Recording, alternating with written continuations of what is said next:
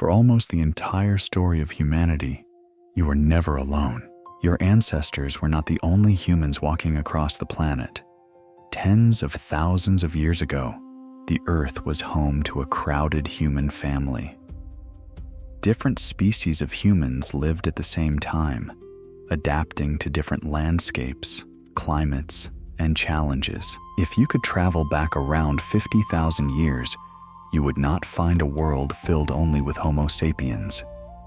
You might encounter Neanderthals hunting in the cold forests of Europe, Denisovans surviving across the mountains of Asia, and other mysterious humans whose existence we only discovered through a few fragments of bone. Some were shorter, some were stronger, some had bodies perfectly shaped for freezing environments. Others survived in isolated places where evolution took a completely different path. They were all humans. But today, only one human species remains: you, Homo sapiens. And the strange part is that our survival was not guaranteed. We were not obviously the strongest. We were not the oldest. We were not even the only intelligent humans. So what happened? Why did all the others disappear? The answer is not a simple story of one species defeating another. It was not a single battle. It was not one catastrophic event. It was a long process shaped by climate, competition, isolation, adaptation, and sometimes pure chance. To understand how we became the last humans on Earth, you have to go back to one of the longest-lasting members of our family, Homo erectus. Homo erectus appeared roughly 2 million years ago. Think about that for a moment. Every civilization you know, every empire, every city, every invention, every written word, every modern nation, all of human history that feels enormous to you is only a tiny moment compared with the time Homo erectus spent surviving on this planet. They were one of the greatest survivors in human history. Their bodies were built for movement.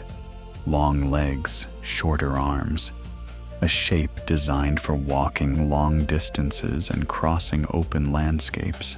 They were among the first humans to leave Africa and spread into unfamiliar environments across Asia and beyond. They entered worlds their ancestors had never seen. New climates, new animals, new dangers. And somehow they survived. Their brains were smaller than modern humans, but much larger than earlier human ancestors.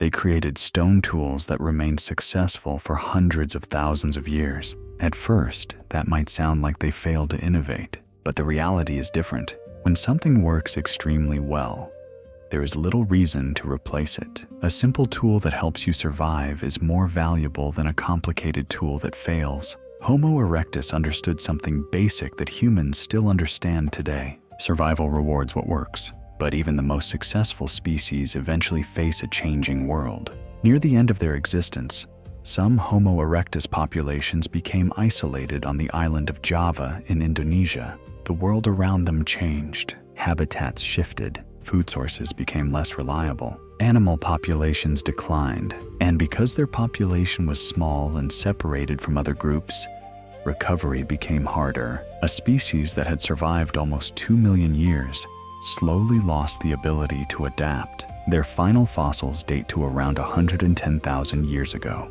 After surviving longer than almost any human species ever would, Homo erectus disappeared. But they were not the last. Another human species was still thriving, the Neanderthals. For a long time, people imagined Neanderthals as primitive, slow, and unintelligent cave dwellers. That picture was wrong. The real Neanderthals were incredibly capable humans. Their bodies were built for harsh environments. They had powerful muscles, thick bones, broad chests, and physical adaptations that helped them survive freezing conditions. Their large noses likely helped warm cold air before it reached their lungs. Their brains were, on average, slightly larger than ours. They hunted enormous animals at close range, including creatures that could easily kill them. Their skeletons show repeated injuries, suggesting a dangerous lifestyle similar to modern people who work in extreme physical environments. They controlled fire. They created advanced stone tools. They cared for injured members of their groups. They may have buried their dead. These were not primitive creatures. They were another kind of human.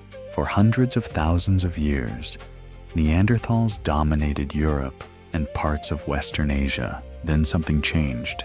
Around 45,000 years ago, Homo sapiens began expanding into their territory. For thousands of years, both species existed at the same time, and they were not complete strangers. DNA evidence shows that Neanderthals and Homo sapiens had children together. Many people today still carry small amounts of Neanderthal DNA, but sharing the same world created pressure. Both species needed similar resources. Both hunted similar animals. Both depended on changing environments. The difference may have been the way Homo sapiens connected with each other. Our ancestors often lived in larger social networks. Information could travel between groups. Knowledge about tools, hunting methods, and survival strategies could spread across huge distances. A disaster that destroyed one group did not necessarily destroy everything they knew. The knowledge survived because someone else carried it.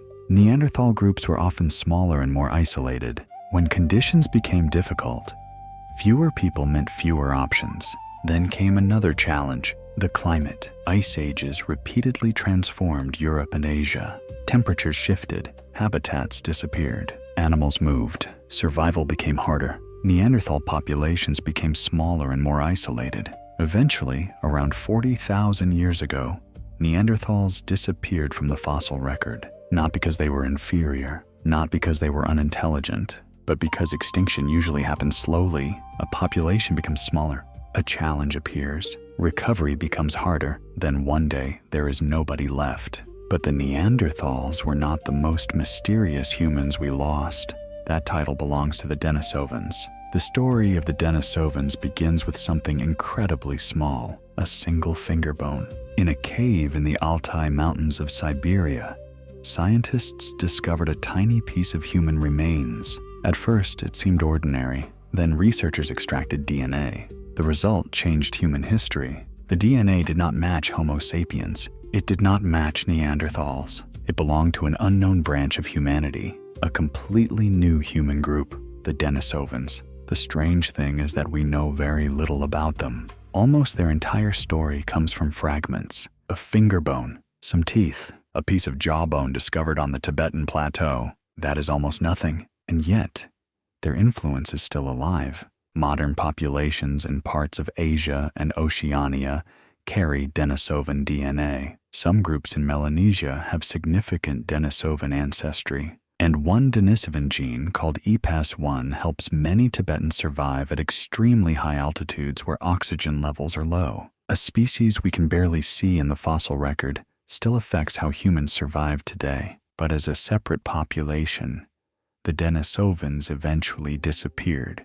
Their numbers were probably small, and small populations are fragile. When the world changes, they have fewer chances to recover. Then there was one of the strangest humans ever discovered, Homo floresiensis. In 2003, scientists working on the Indonesian island of Flores uncovered something unexpected: a tiny human, only about 1 meter tall, with a brain roughly the size of a grapefruit. At first, researchers questioned whether these remains were actually a separate species. Some believed they might belong to modern humans with unusual conditions, but more discoveries supported a different conclusion. This was another branch of humanity, Homo floresiensis. An isolated island environment had shaped them in a remarkable way. Islands can create strange evolutionary outcomes. Large animals can become smaller. Small animals can become larger. And Homo floresiensis may be one of the most fascinating examples. They survived alongside giant reptiles, enormous birds, and dwarf elephants.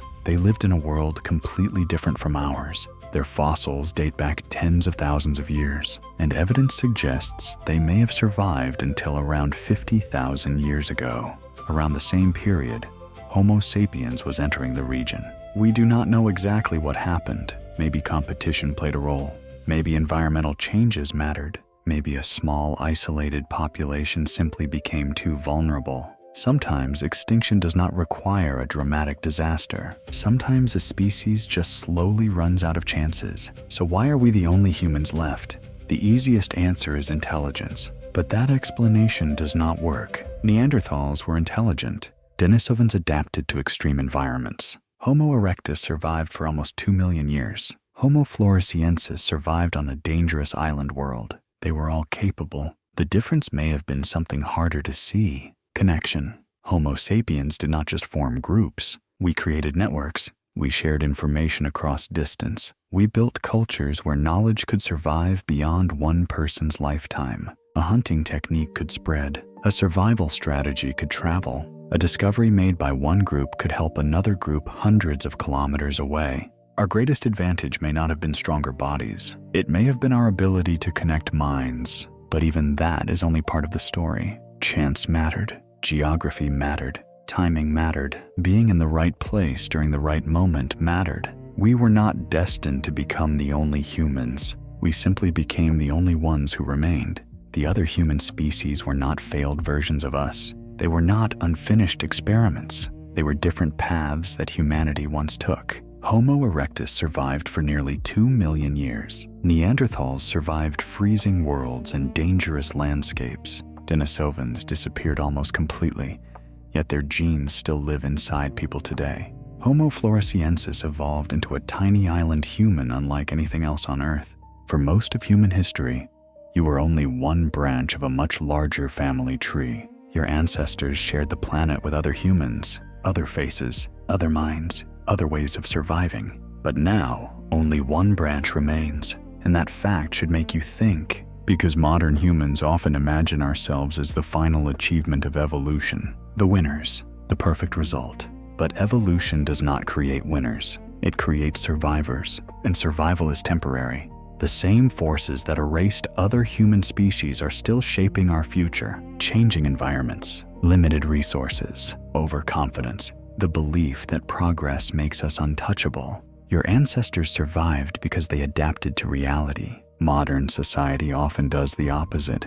You spend your days trapped by artificial schedules, endless expectations, and manufactured ideas of success. No predators chasing you, no frozen wilderness, no constant search for food. Yet millions of people live with stress, anxiety, and exhaustion inside a world designed for convenience. Maybe the most surprising lesson from vanished humans is not that they disappeared.